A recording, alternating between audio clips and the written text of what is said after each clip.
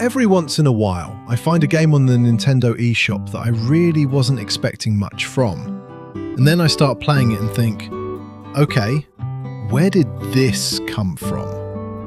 This is Pipistrello and the Cursed Yoyo, and it recently received a Nintendo Switch 2 edition. I'd seen the name before, but I had never really paid much attention to it. Then I finally downloaded it, and I'm glad I did, because this is a really fun little game. Pipistrello is a top-down action-adventure that immediately reminds me of the kinds of games I used to get completely lost in years ago.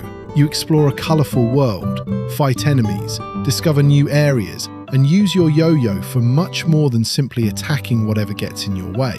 And that's probably the first thing that surprised me. The yo-yo isn't just a gimmick, it's basically the heart of the game. You use it in combat, but you also use it to interact with the environment, reach different areas, and solve problems as you explore.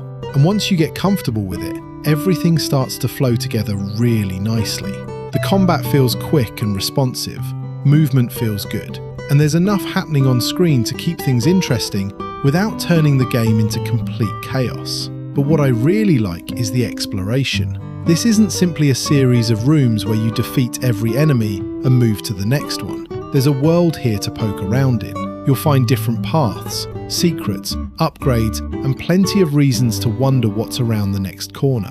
And that's exactly the kind of game that tends to get me. I'll tell myself I'm just going to check one more area, then 20 minutes later, I'm still playing. Visually, Pipistrello has a really distinctive retro-inspired look. It's colourful, extremely readable, and full of personality.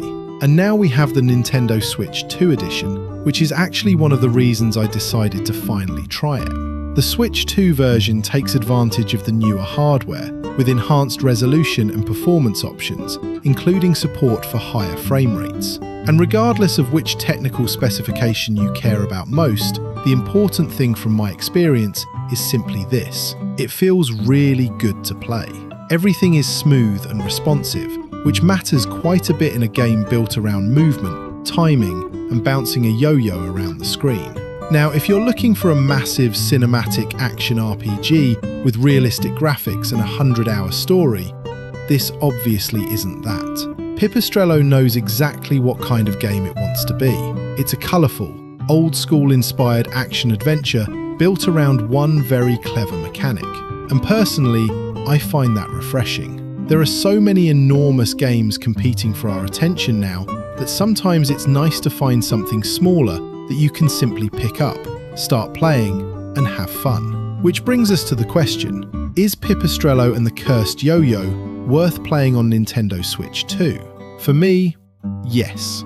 This is exactly the kind of smaller game that can be very easy to scroll past in the eShop. I nearly did. But underneath that unusual name and colourful presentation is a genuinely fun action-adventure with satisfying combat, enjoyable exploration, and a yo-yo mechanic that's much more interesting than I expected it to be. And the new Switch 2 edition gives Nintendo players an excellent excuse to discover it now. So if you've been looking through the Switch 2 eShop, wondering what to play next, don't overlook this one. I almost did, and I'm very glad I didn't. If you've already played Pipistrello and the Cursed Yoyo, let me know what you think of it in the comments. And if you're discovering it for the first time like I am, this might be another hidden gem worth adding to your Switch 2 library. Thanks for watching.